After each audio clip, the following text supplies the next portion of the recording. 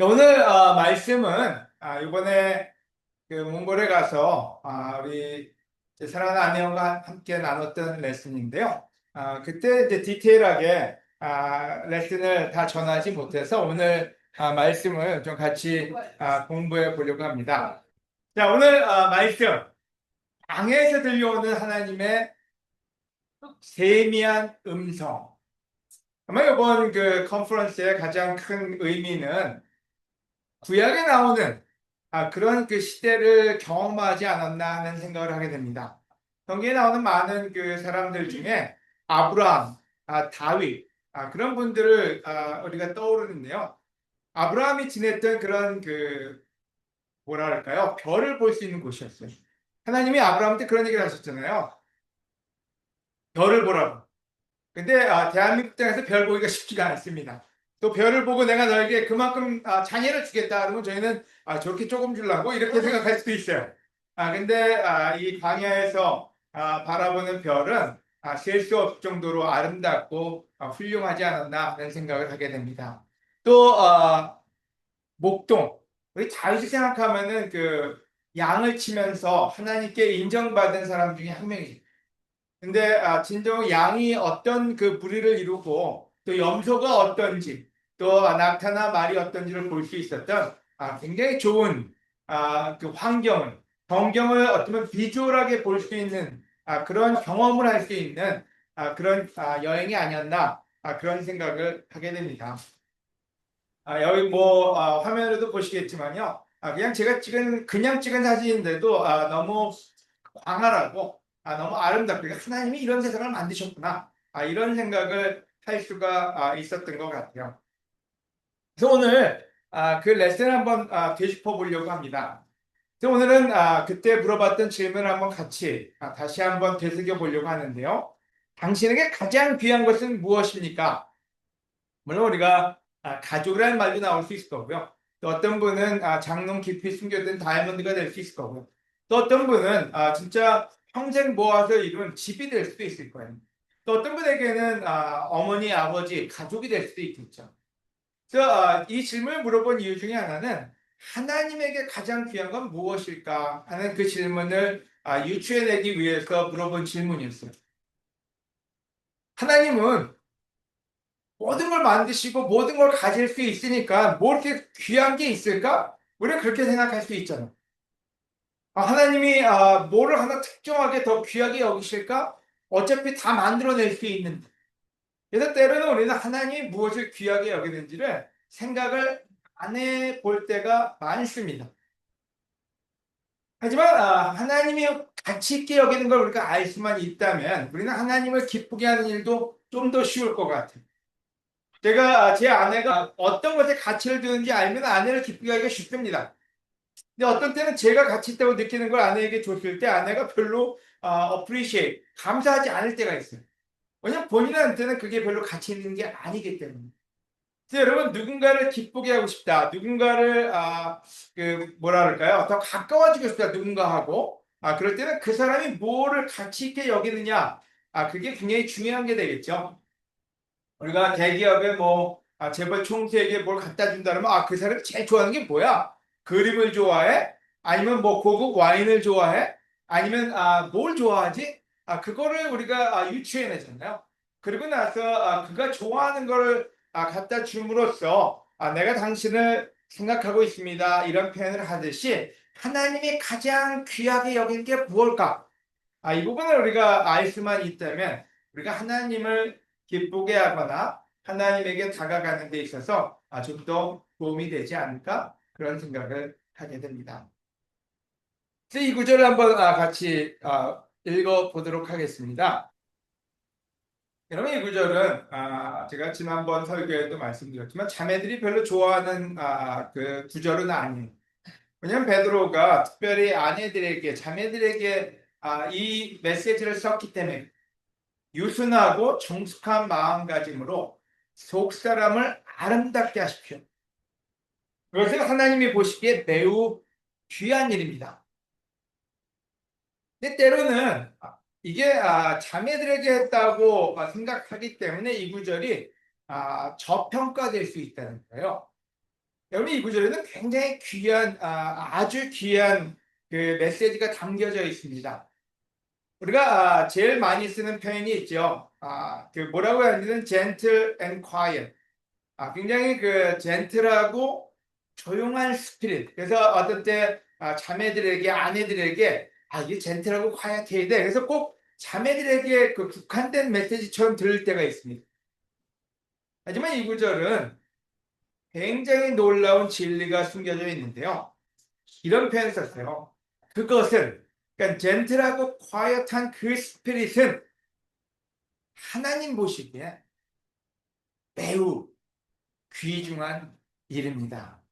그래서 이 말이 굉장히 큰 의미를 가지고 있다는 거예요. 젠틀하고 콰이어트한 게 단지 여성만의 어떤 성품 문제가 아니라 하나님 보시기에 굉장히 귀한 일이에요. 다른 구절에서는 그래서 여러 가지 표현을 쓰고 있는데요. 개역 개정 그 새 번역에는 값진 것이다. 얼마나 값지길래요? 또 공동 번역에서는 귀하게 하나님이 가장 귀하게 여기는 것이다. 그러니까 하나님이 가장 귀하게 여긴데요. 하나님이 다이아몬드 아니면 금 이게 아니라 이런 스피릿을 가장 귀하게 여깁니다. 현대인 성경에는 매우 그냥 귀한 게 아니라 매우 귀한 이름이다. 얼마나 중요한지를 성경은 표현을 합니다. 이 얘기는 다른 말로 한다면은 선택이 아니라 필수라는 거죠. 하나님이 굉장히 크게 가치를 둔다 이 단어를 프로텔러스라는 말로 그 원어에는 쓰여져 있습니다. 그리스어에는. 근데 그 언어의 의미는 가장 소중한, 그러니까 top of the top. 아주 값진 것 중에서도 최상급. 바로 그런 의미를 적고 있는. 그래서 이 성경의 저자는 하나님이 가장 가치 있게 여기는 게 무엇이냐 이 말을 했을 때 바로 이 젠틀하고 화이트함 바로 그 스피릿이 하나님이 가장 가치 있게 여긴다. 그렇게 이야기를 하고 있는 거죠. 성경에는 세 가지 부분에서 이 단어를 쓰고 있습니다. 첫째는 베드로전서 3장 4절 우리가 봤던 요순하고 정숙한 마음이 바로 그 단어를 한국말로 해석한 거고요. 마태복음 21장 5절에 시온의 사람들에게 말하라 보라 너희 왕이 오신다 그가 겸손하여 자 여기서는 유순하다는 말을 쓰고 있지 않아요. 겸손이라는 단어로 표현을 바꿔 썼어요. 하지만 똑같은 단어예요. 젠틀하다, 유순하다. 그 말은 다른 말로 하면 겸손하다. 이런 단어로 표현이 됩니다. 또 마태복음 5장 5절에 유순한 사람들은 행복하다. 그들은 땅을 물려받을 것이다. 그래서 이 영어나 한국말로는 다른 단어를 쓰고 있지만 원어는 똑같은 단어를 쓰고 있다는 거예요. 제가 왜 이 단어를 설명을 하느냐? 우리가 때로는 하나님이 가장 가치 있다고 생각하는 거에 대해서 잘 알지도 못하고 알려고 하지 않을 때도 많기 때문에. 제가 오늘 다시 한번 우리 마음속에 깊이 새겼으면 좋겠어요. 하나님이 진짜 우리한테서 원하는 게 뭘까? 여러분, 하나님이 여러분한테서 돈을 원할까? 아니면 하나님이 여러분이 막노동을 원할까? 하나님이 대체 나한테 뭘 원하실까? 여러분, 제일 먼저 하나님이 원하는 건 여러분의 스피릿을 원하신다는 거예요. 어떤 스피릿이냐? 굉장히 젠틀하고 평온하고 겸손한 스피릿을 하나님은 우리에게서 찾고 계신다는 거죠. 그래서 여러분 우리는 겸손이라는 단어와 유순하다는 단어 속에서 우리가 왜 그걸 하나님이 원하실까를 생각해 볼 필요가 있어요. 이 구절은 여러분이 잘 아는 엘리야라는 사람이 하나님의 그 함께하심을 느꼈던 순간을 표현한 구절입니다. 이 구절에서 우리는 하나님이 어떻게 우리에게 다가오시는지를 알 수 있어요. 이 구절을 제가 한번 읽어보겠습니다. 그러자 여호와께서 너는 나와서 내 앞에 서 있거라 하셨다. 그러니까 하나님이 초대한 거죠. 만나자고. 이 초대는 단지 엘리야에게만 하지는 않았을 것 같아요. 우리한테도 마찬가지요. 나와서 서 있거라, 만나자. 바로 그때 여호와께서 지나가시고 무서운 강풍이 산을 쪼개며 바위를 부셨으나 여호와는 그 가운데 계시지 않았다. 그런 때로 하나님이 나타나시면 천둥 번개가 치고 난리가 날 거라고 생각을 해요. 근데 그곳에 하나님은 계시지 않았대요. 바위를 부수었으나 여호와는 그 가운데 계시지 않았다. 바람이 그친 후에 또 지진이 있었으나 그 지진 가운데서도 여호와는 계시지 않았으며 지진 후에 불이 있었으나 그 불 속에서도 여호와는 계시지 않았다. 그런데 그 불이 있은 후에 부드럽게 속삭이는 소리가 있었다. 바로 그게 하나님의 음성이었다. 엘리야는 그렇게 표현합니다. 부드럽게 속삭이는 소리는 히브리어로는 도저히 들리지 않을 것 같은 아주 고요한 소리라고 합니다. 여러분, 왜 하나님은 우리에게 젠틀하고 겸손하고 평온한 스피릿을 원하실까요? 여러분, 그런 스피릿이 없으면 하나님의 목소리를, 하나님의 뜻을 받아들일 수가 없기 때문입니다. 여러분, 하나님이 원하는 건, 하나님이 귀하게 여기는 건 여러분이 하나님의 목소리를 들을 수 있는 그 스피릿이 있기를 원하는 거예요. 제 아내가 저에게 원하는 게 있다면 제가 아내의 목소리를 들을 수 있는, 아내가 얘기하는 걸 잘 들을 수 있는 그 스피릿을 원해요. 때로는 제가 굉장히 젠틀하지만 바빠요. 그래서 어떤 때는 아내가 얘기하는 그 의중을 모를 때가 많아요. 그럼 주로 아내가 화가 나요. 내가 얘기하는 안 듣고 있다. 어떤 때 그 의중을 캐치해 주길 원하는 거예요. 여러분도 마찬가지입니다. 하나님도 마찬가지예요. 우리가 하나님의 소리를 귀 기울이고 하나님의 소리를 들을 수 있는 그 스피릿이 우리한테 있다면 그것이 하나님에게는 가장 큰 그 기쁨이라고 이야기를 하시고 계시는 거죠. 그래서 오늘 세 가지 부분에서 이 부분을 좀 공부를 해보려고 합니다. 어떻게 하면 우리가 유순한 스피릿, 젠틀한 마음가짐을 가질 수 있을까? 첫 번째는 주변의 소리를 꺼라가 첫 번째입니다. 여러분, 다른 말로 하면 의도적으로. 자, 이 부분은 의도적으로 소음을 줄이는 거예요. 그리고 하나님의 말씀을 듣겠다는 의지 표명. 그게 첫째는 우리의 마음을 유순하게 만들 수 있다는 거죠. 우리가 많이 봤던 구절인데요. 예수님은 의도적으로 외딴 곳에 가셨어요. 예수님이 우연하게 외딴 곳에 갔다 이게 아니에요. 의도적으로 외딴 곳에 가서 하나님을 만나셨다가 마가복음에 나오는 구절이죠. 또 다른 구절은 예수님은 의도적으로 자주, intentionally 자주 조용한 곳으로 가서 기도하셨다. 그럼 우리가 기도를 할 때 때로는 바쁘잖아요. 그러다 보니까 여러 방법으로 기도를 하지만 하나님을 만나기 위한 의지 표명은 우리 스스로가 때로는 조용한 곳에 외딴 곳에서 있을 필요가 있다는 거예요. 우리가 기도를 어떤 때 습관적으로 하나님께 외치잖아요. 근데 기도의 또 다른 가장 큰 목적은 하나님께 듣기 위한 겁니다. 하나님의 소리는 그렇게 쉽게 들리지는 않습니다. 우리 소리는 쉽게 들어요. 우리가 하나님께 하는 소리, 기도 내용 다 우리 외우잖아요. 내가 하나님께 이걸 기도드렸는데 왜 안 들어주십니까? 우리 기도 내용은 잘 아는데 하나님의 응답은 때로 우리는 못 듣고 또 안 들린다고 짜증낼 때가 많아요. 그래서 예수님은 의지였죠. 내가 하나님의 소리를 듣고 싶기 때문에 조용한 곳에 자주 가셨다고 그렇게 이야기를 합니다. 사무엘상 3장 10절에는 이런 표현을 쓰고 있습니다. 그러자 여호와께서 찾아오셔서 전과 같이 사무엘아 사무엘아 하고 부르셨다. 그래서 사무엘은 말씀하소서 주의 종이 듣겠습니다 하고 대답하여 익숙하지가 않았어요. 사무엘이요. 어린 사무엘이 어디서 사무엘아 사무엘아 부르니까 엘리가 부른 줄 알고 쫓아가서 저를 부르셨습니까? 그랬더니 아니래요. 또 가서 저를 부르셨으니까 인간하고의 그 대화만 익숙했지 하나님하고 대화는 익숙하지가 않았어요. 근데 그 소리는 하나님이 부르는 소리였어요.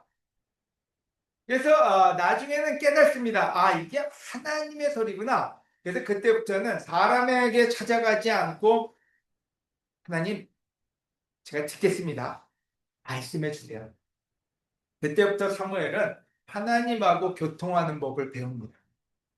여러분, 우리한테는 이런 기회가 안 올 거라고 생각합니다. 하지만 하나님은 듣지 못하던 모세가 40년 동안 광야에 있을 때 모세야 모세야 불렀는데 40년 만에 그 소리를 들었어요. 그리고 하나님하고 교통하기 시작한 거예요. 그 다음부터는 하나님하고 열심히 대화합니다. 여러분, 사무엘은 좀 어릴 때부터 들었어요. 사무엘아 사무엘아. 처음에는 그게 무슨 소리인지 모르다가 하나님이 나에게 이야기하고 싶어 하시는구나.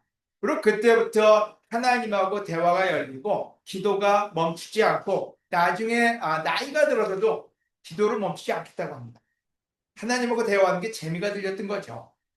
바로 여러분, 그와 같은 삶이, 크리스천 삶이 가장 복된 삶이 아닐까요? 그래서 저는 첫 번째, 여러분 의도적으로 소음을 꺼라. 어떨 땐 뭐 TV도 끄고 뭐 다 끈다. 의도적인 거죠.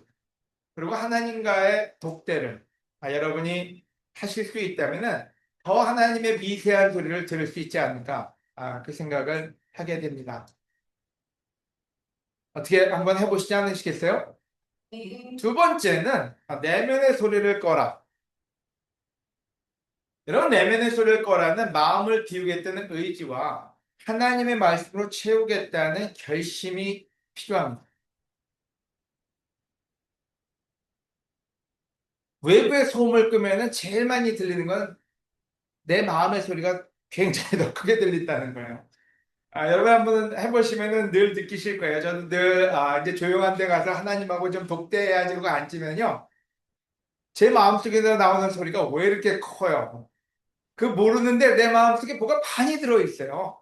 내가 원하는 거, 내가 그 원망하는 거, 내가 힘든 거, 이런 게 막 속에서 나오기 시작해요. 그래서 외부의 소음을 끄는 것보다 내면의 소리를 끄는 게 더 어렵습니다. 해보시면 아마 해보신 분들은 다 경험할 거예요. 또한 외부의 소음을 끄면요, 다 꺼진 것 같지만 꺼지지 않아요. 오늘 아침에도 제가 혼자 앉아서 마루에 앉아가지고 이렇게 밖을 쳐다보고 있었어요. 이렇게 매미 소리가 큽니까? 소리를 끄니까요. 그 다음에 매미 소리가 너무 스테레오로 울려 퍼져요. 그 다음에 자동차 윙 하고 가는 소리가, 그 멀리서 가는 소리가 굉장히 크게 들려요. 여러분, 놀라울 정도로 우리 안에는 엄청난 소리가 우리를 찾아오고 있다는. 하지만 여러분, 내면의 소리를 끈다는 거에 제 첫 번째 방법이 있다면요,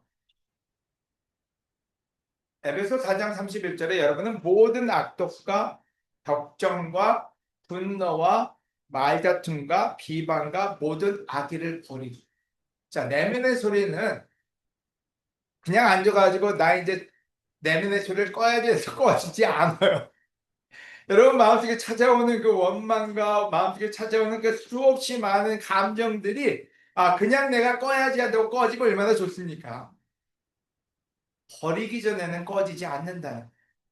저는 그래서 이 표현을 내려놓음이라는 표현을 쓰고 싶습니다.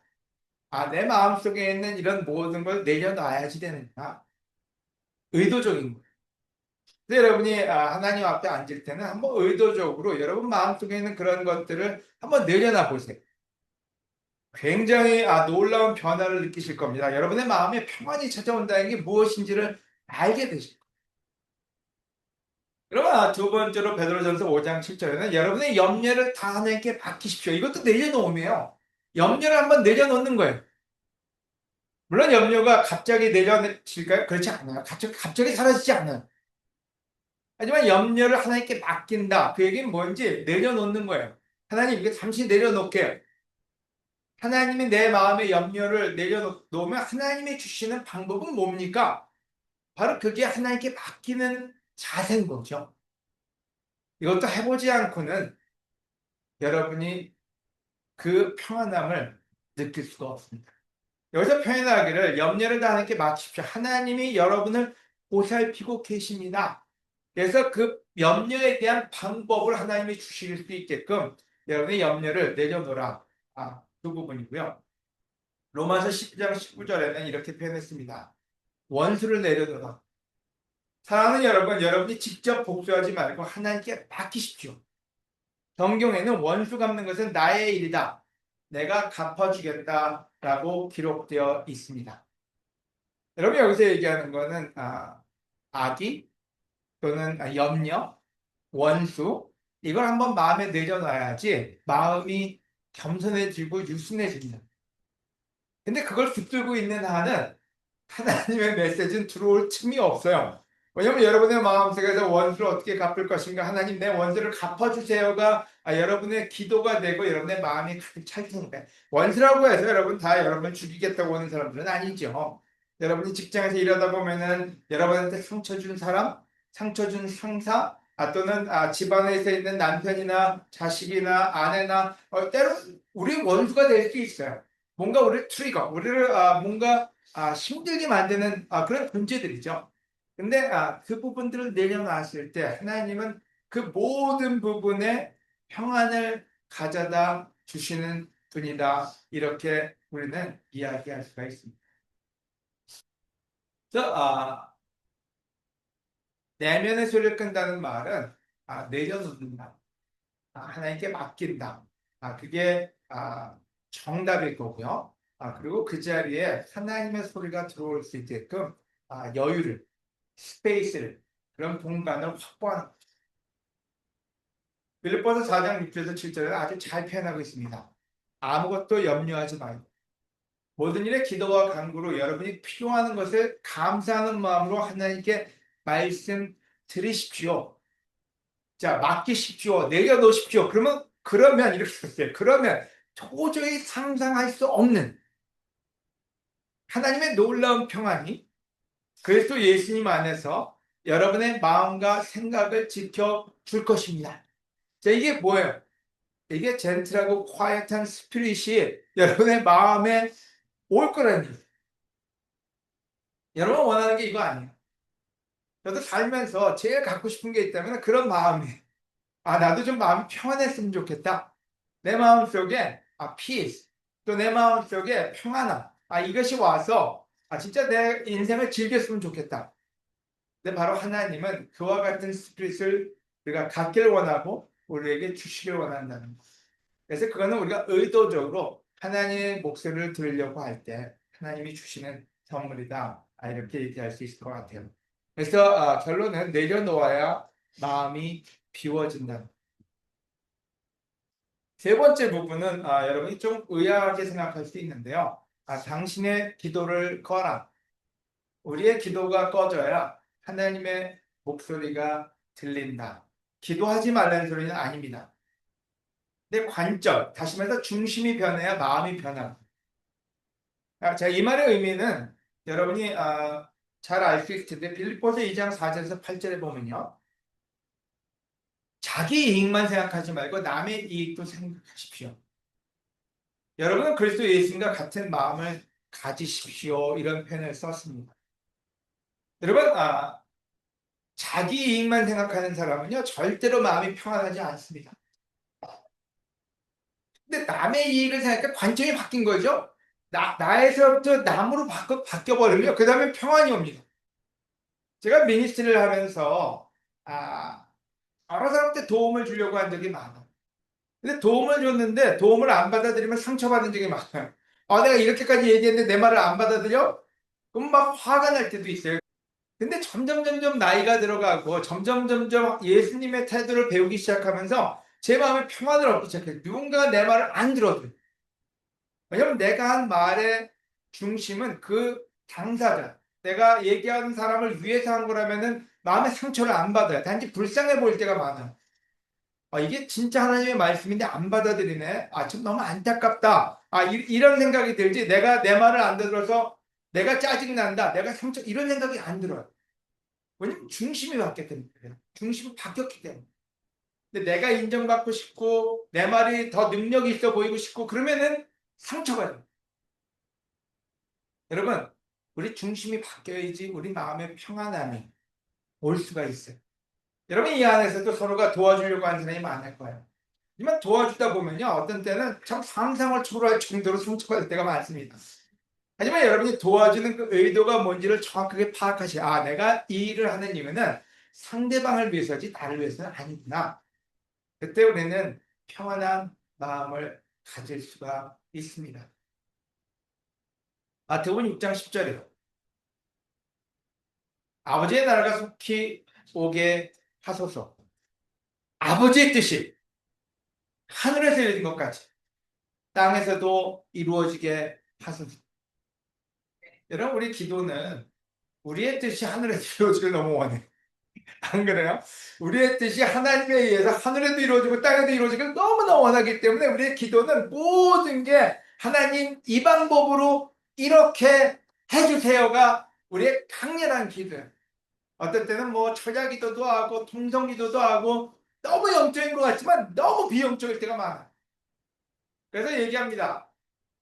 우리의 기도가 꺼져야 하나님의 소리가 들린다.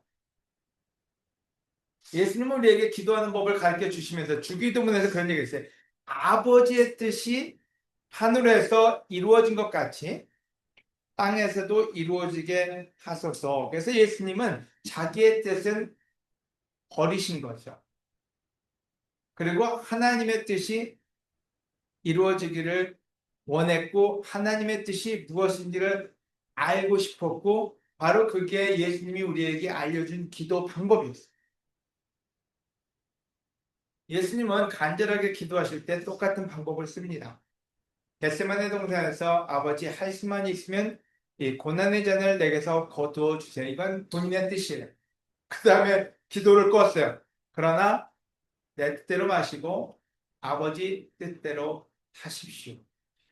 얼마나 지혜로워요. 여러분, 우리의 뜻은 선을 이루지 못할 때가 많습니다. 우리 같은 때 기도한다고 해서 그 기도가 굉장히 영적인 것 같지만 우리의 기도는 굉장히 욕심사납고 굉장히 고집스럽고 굉장히 원망과 불평이 가득 찰 수 있다는 거예요.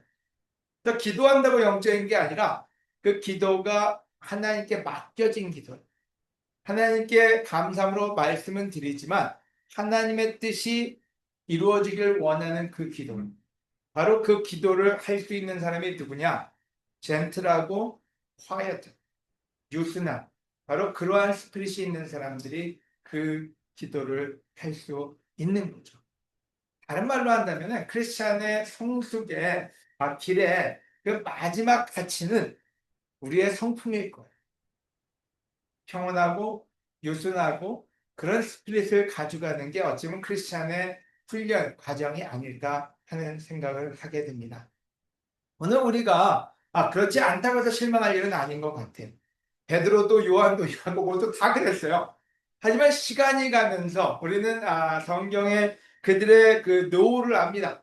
그들의 스피릿이 얼마나 변했고 또 그들은 얼마나 하나님 앞에 더 연결된 삶을 살았는지. 저는 그래서 오늘 우리 온라인 글쓰기에 있는 모두가 좀 이 캐릭터로 변해갈 수 있게끔 스스로를 훈련시키고 스스로가 더 평안하고 안정된 삶을 사는 여러분이 되시기를 기대하고 또 여러분에게 권합니다. 다시 한번 이 구절을 통해서 말씀드립니다. 부드럽게 속삭이는 소리, 도저히 들릴 것 같지 않은 그런 고요한 하나님의 메시지. 그 메시지야말로 우리 모두에게 하나님이 주시는 축복의 길이고 또 축복의 말씀이라고 믿으며 말씀을 마치도록 하겠습니다.